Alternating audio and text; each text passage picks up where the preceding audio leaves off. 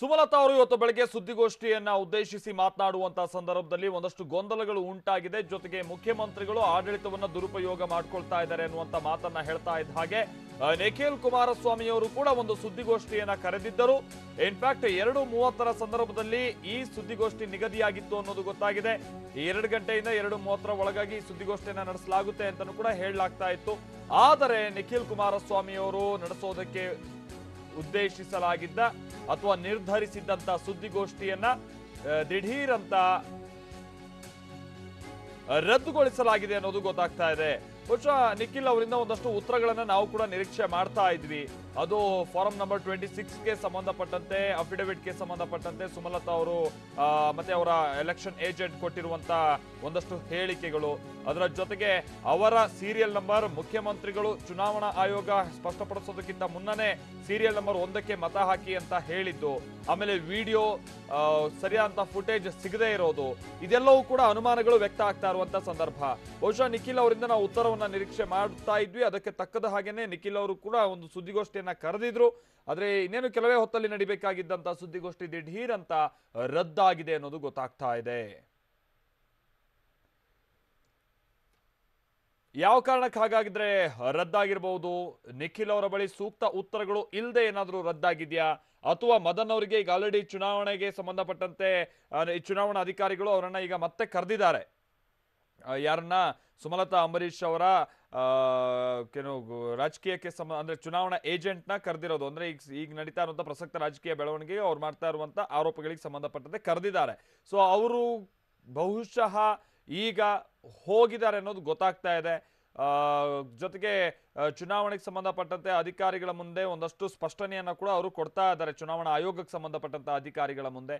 ಇಂಥ ಸಂದರ್ಭದಲ್ಲಿ ಬಹುಶಃ ಪ್ರೆಸ್ ಮೀಟ್ ಅನ್ನ ಮಾಡಿದ್ರೆ ಬೇಡ, ಅವರು ಹೊರಬಂದ ನಂತರದಲ್ಲಿ ಅವ್ರು ಕೊಡ್ಬೋದಂತ ಉತ್ತರಗಳನ್ನ ಮತ್ತಾಧರಿಸಿ ಏನಾದ್ರು ಪ್ರೆಸ್ ಮೀಟ್ ಮಾಡೋಣ ಅನ್ನುವಂಥ ನಿಟ್ಟಿನಲ್ಲಿ ನಿಖಿಲ್ ಅವರು ನಿರ್ಧರಿಸಿದ್ದಾರೋ, ಅಥವಾ ಸುಮಲತಾ ಅಂಬರೀಶ್ ಅವರು ಕೇಳಿರುವಂತಹ ಒಂದಷ್ಟು ಪ್ರಶ್ನೆಗಳಿಗೆ ಉತ್ತರ ಇಲ್ಲದೆ ಸುದ್ದಿಗೋಷ್ಠಿಯನ್ನ ಕೊನೆ ಹಂತದಲ್ಲಿ ರದ್ದು ಮಾಡಿದಾರೋ, ಅಥವಾ ಮುಖ್ಯಮಂತ್ರಿಗಳು ಏನಾದ್ರು ಅಂದ್ರೆ ತಂದೆ ಕುಮಾರಸ್ವಾಮಿ ಅವರು ಏನಾದ್ರು ಕೊನೆ ಹಂತದಲ್ಲಿ ಸೂಚನೆಗಳನ್ನ ಕೊಟ್ಟು ಕಳಿಸಿದಾರೋ, ಯಾವುದೇ ಕಾರಣಕ್ಕೂ ಇದ್ರ ಬಗ್ಗೆ ಹೇಳಿಕೆ ಕೊಡೋಕೆ ಹೋಗ್ಬೇಡ ಅಂತ ಗೊತ್ತಿಲ್ಲ.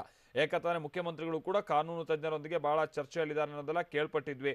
ಈ ಕಾರಣಕ್ಕಾಗಿ ರವಿ ಲಲಿಪಾಳ್ಯ ನಮ್ಮ ಪ್ರತಿನಿಧಿ ಇದಕ್ಕೆ ಸಂಬಂಧಪಟ್ಟಂತೆ ಮತ್ತಷ್ಟು ಡೀಟೇಲ್ಸ್ ಅನ್ನ ಕೊಡ್ತಾರೆ. ರವಿ ಲಲಿಪಾಳ್ಯ, ಯಾವ ಕಾರಣಕ್ಕಾಗಿ ಹಾಗಾದ್ರೆ ನಡೆಸೋದಕ್ಕೆ ಉದ್ದೇಶಿಸಲ್ಪಟ್ಟಿದ್ದಂತ ಸುದ್ದಿಗೋಷ್ಠಿ ಕೊನೆ ಸಂದರ್ಭದಲ್ಲಿ ಕ್ಯಾನ್ಸಲ್ ಆಗಿರೋದು, ರದ್ದಾಗಿರೋದು?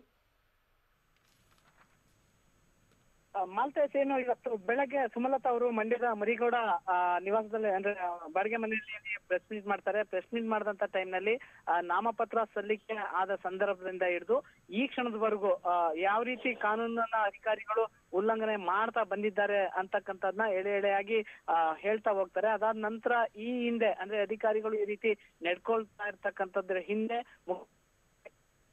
ಸಂಖ್ಯೆನೂ ಕೂಡ ಅವರು ವ್ಯಕ್ತಪಡಿಸ್ತಾರೆ. ಹೀಗಾಗಿ ಮಂಡ್ಯ ಜಿಲ್ಲಾಡಳಿತವನ್ನ ಮುಖ್ಯಮಂತ್ರಿಗಳೇ ನಡೆಸ್ತಾ ಇದ್ದಾರಾ ಅಂತಕ್ಕಂಥ ಭಾವನೆ ನಮ್ಗೆ ವ್ಯಕ್ತ ಆಗ್ತಾ ಇದೆ ಅಂತಕ್ಕಂಥ ಕೂಡ ಅವರು ಮಾಡಿದ್ರು. ಹೀಗಾಗಿ ಈ ಎಲ್ಲ ಆರೋಪಕ್ಕೆ ಸಂಬಂಧಪಟ್ಟಂಗೆ ಇವತ್ತು ಏನು ಮಂಡ್ಯದ ಜಿಲ್ಲಾ ಉಸ್ತುವಾರಿ ಸಚಿವರು ಮತ್ತೆ ನಿಖಿಲ್ ಅವರು ಮಂಡ್ಯದ ಅವರ ಏನು ಉಸ್ತುವಾರಿ ಸಚಿವರ ನಿವಾಸದಲ್ಲಿ ಪ್ರೆಸ್ ಮೀಟ್ ಮಾಡ್ತಾರೆ ಅಂತಕ್ಕಂಥದ್ದು ನಿಗದಿಯಾಗಿತ್ತು.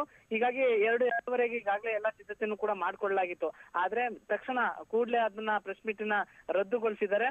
ಈಗ ಏನು 1:30 ಸುಮಾರಿಗೆ ಮಂಡ್ಯದ ಜೆಡಿಎಸ್ ಜಿಲ್ಲಾಧ್ಯಕ್ಷರಾಗಿರ್ತಕ್ಕಂಥ ರಮೇಶ್ ಅವರು ಮಂಡ್ಯದ ಪ್ರೆಸ್ ಕ್ಲಬ್ ನಲ್ಲಿ ಪ್ರೆಸ್ ಮೀಟ್ ಅನ್ನ ಮಾಡ್ತಾ ಇದ್ದಾರೆ. ಹೀಗಾಗಿ ಏನು ಈಗಾಗಲೇ ಮಾತಿನ ಚಕಮಕಿ ನಡೆದು ಸಾಕಷ್ಟು ವಾದ ವಿವಾದಗಳು ನಡೀತಾ ಇರ್ತಕ್ಕಂಥ ಬೆನ್ನಲ್ಲೇ ಇವತ್ತು ಸುಮಲತಾ ಅವರು ಮಾಡಿರ್ತಕ್ಕಂಥ ಏನು ಆರೋಪಗಳಿಗೆ ಪ್ರತ್ಯುತ್ತರ ನೀಡ್ತಾರೆ, ಅದಕ್ಕೋಸ್ಕರನೇ ಪ್ರೆಸ್ ಮೀಟ್ ಮಾಡ್ತಾ ಇದ್ದಾರೆ ಅಂತಕ್ಕಂಥ ಮಾತುಗಳು ಕೇಳಿದಂತ ಆಯ್ತು.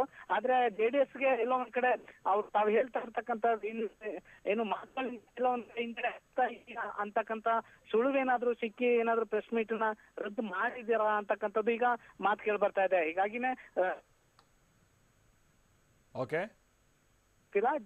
ಜಿಲ್ಲಾಧ್ಯಕ್ಷ ಆಗಿರ್ತಕ್ಕಂಥ ರಮೇಶ್ ಅವರು ಮಾತ್ರ ಪ್ರೆಸ್ ಮೀಟ್ ಮಾಡ್ತಾ ಇದ್ದಾರೆ ಅಂತಕ್ಕಂಥ ವಿಚಾರ ಗೊತ್ತಾಗಿದೆ. Maltesh, thank you Ravi ಲಲಿಪಾಳ್ಯ.